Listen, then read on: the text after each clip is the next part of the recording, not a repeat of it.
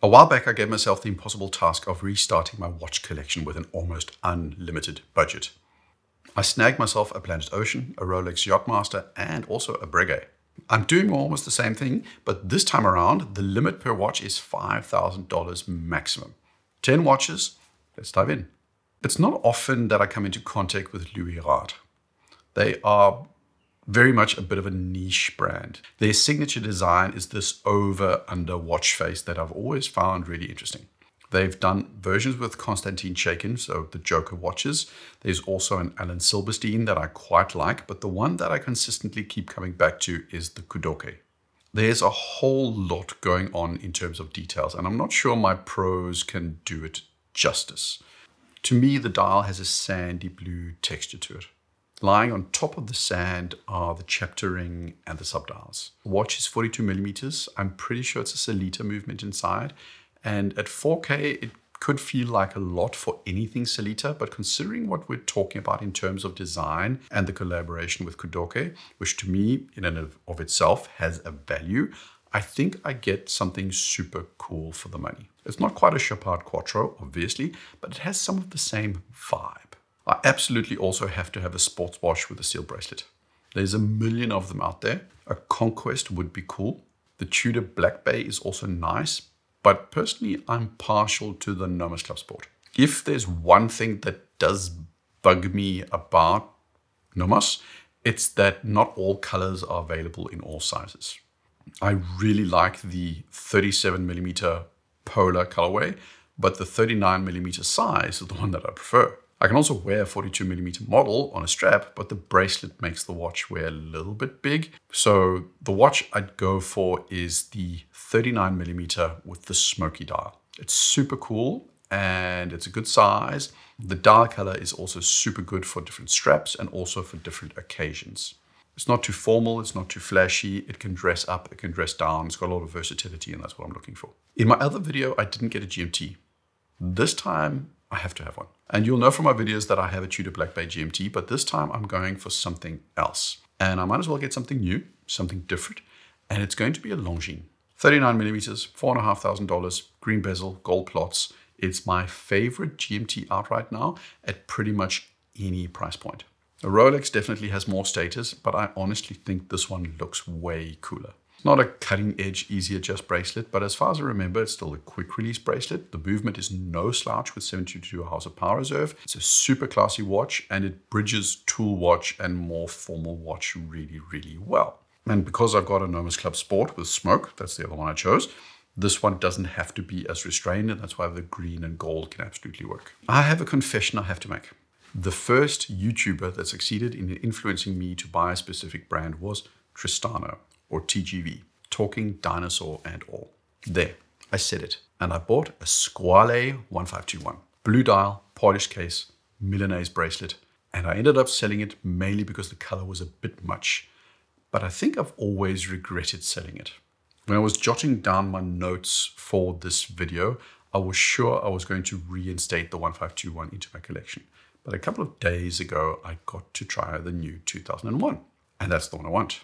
Yeah, it's kind of funny looking, but in a good way. It's got a ladder bracelet, which I know I like as a style in general because it's similar to the A384 bracelet. It's got a lugless design, it wears super well, and it's just a lot of watch for 1,700 euros. There are a lot of brands that have comparable offerings. A lot of them are quite honestly better spec'd with cost accuracy in some cases and better features on the bracelets. It's not the most value for money diver out there, but I just dig the look and it takes the space in my collection of the quirky diver, which is a type of watch I like having. You also have to get a Murph.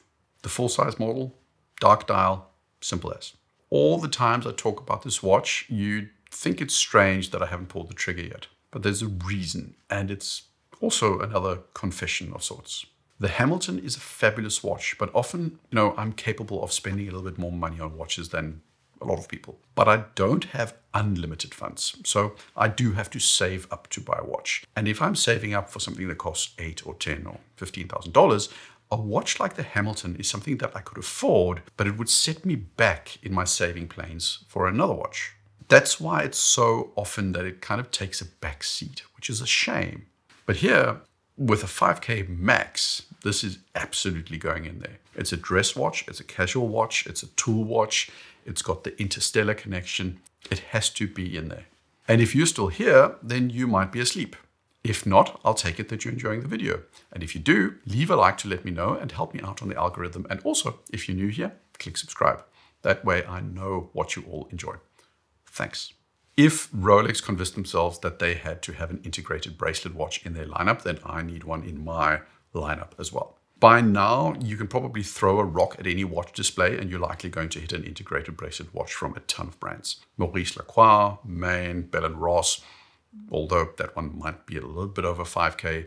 But, you know, here's a watch that's staying in my collection that I already have, which is the CW12. 40 millimeters, steel, no skeleton, no exposed balance, bridge nonsense.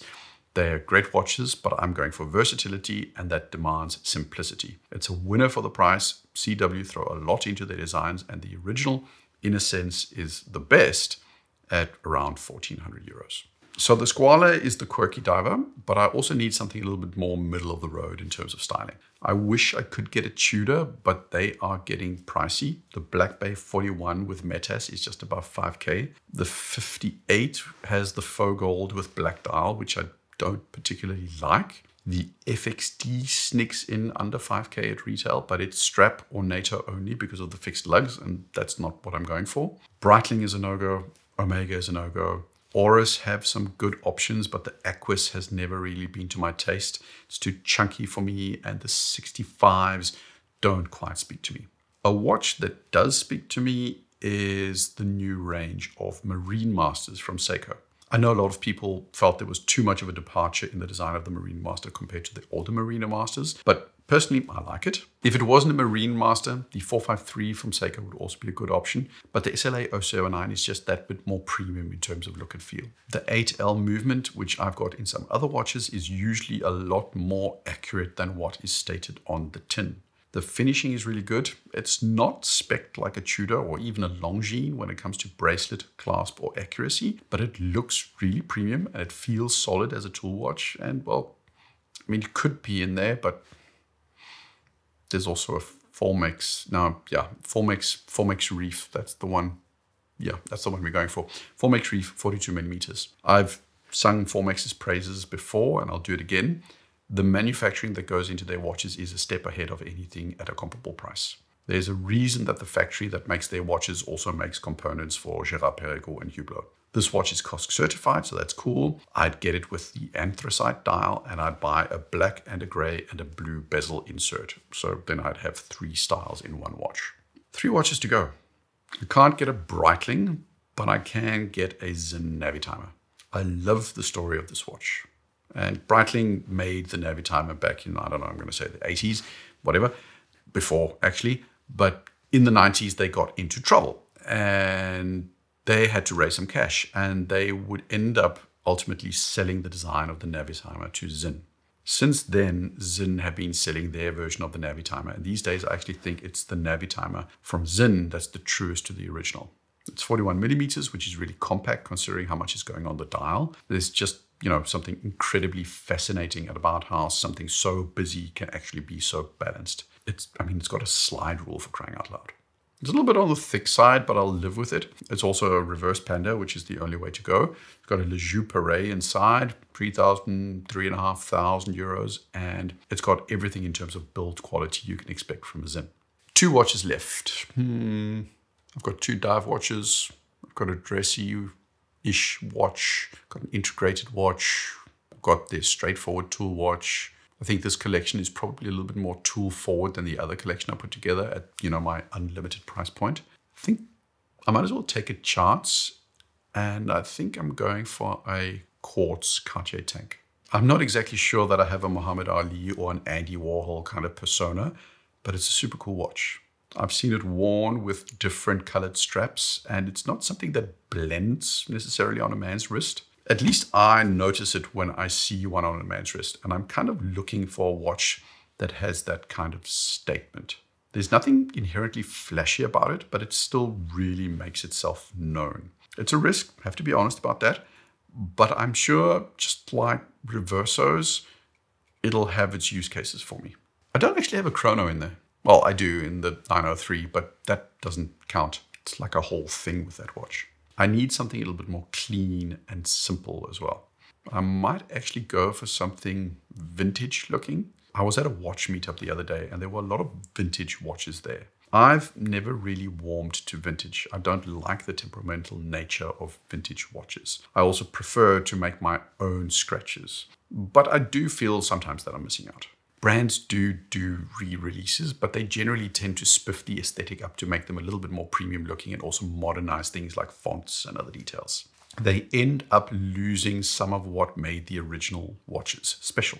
I do feel, though, that Nevada Grenchen are doing a good job of making watches that are truer to the originals. In the specific context of the watch that I'm looking for, the Chronomaster Singer with a reverse padded dial is super cool. I think it's something like $2,000. For a couple of $100, you can actually get a bezel changing set just like the Formex. It's 38 millimeters, which is smaller than I usually go for, but I know it works well on this watch, and a lot of chronographs actually seem to benefit from a smaller form factor. It's also got a bit of a splash of red. I mean, what's not to like? That's 10 watches, all under $5,000.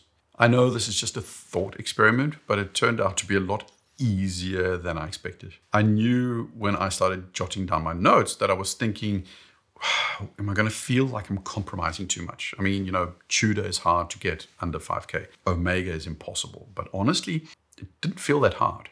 Longines had some really competitive stuff, Christopher Ward's and Cartier, but also Nevada, Formex, Hamilton. They're really good options. At some point, I've handled all of these watches and they're all really good. I stand by the assertion I made in a video about 2 years ago that the sweet spot for watches is somewhere in this $3,000 to $5,000 range. Prices have gone up a lot, but I still think it more or less holds true. This is where you get good design, excellent manufacturing, decent specs for the movement, and you often see cool features like quick adjust and quick release bracelets. You mostly don't see the glaring compromises that you consistently see below $1,000, and you don't pay too much premium for a brand name like you do above $5,000.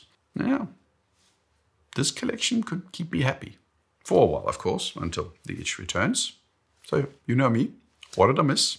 Did I make any mistakes? What would you choose? Let me know in the comments. Like, subscribe. Cheers.